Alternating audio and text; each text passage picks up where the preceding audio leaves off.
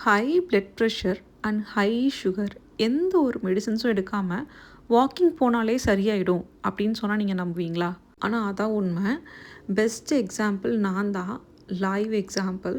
நான் என்னோடய ஃபர்ஸ்ட் பேபியை ப்ரெக்னெண்ட்டாக இருக்கும்போது I had a high blood pressure. ப்ரெக்னென்சியில் ஹை பிளட் ப்ரெஷர் இருக்கும்போது அதை ப்ரெக்லப்சியா அப்படின்னு டேர்ம் பண்ணுவாங்க.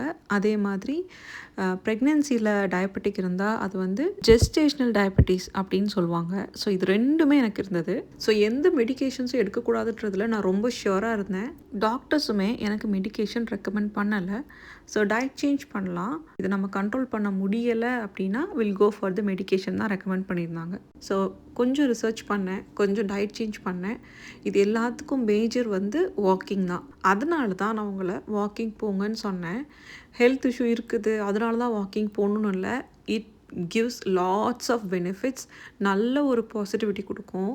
அது மட்டும் இல்லாமல் மென்டலி ஃபிசிக்கலி வாக்கிங் போகிறது ரொம்ப ரொம்ப நல்லது. வாக்கிங் போகிறதுனால எனக்கு என்னென்ன பெனிஃபிட்ஸ்லாம் வந்திருக்குன்றதை நான் நெக்ஸ்ட் வீடியோவில் சொல்கிறேன். Thank you, take care, by.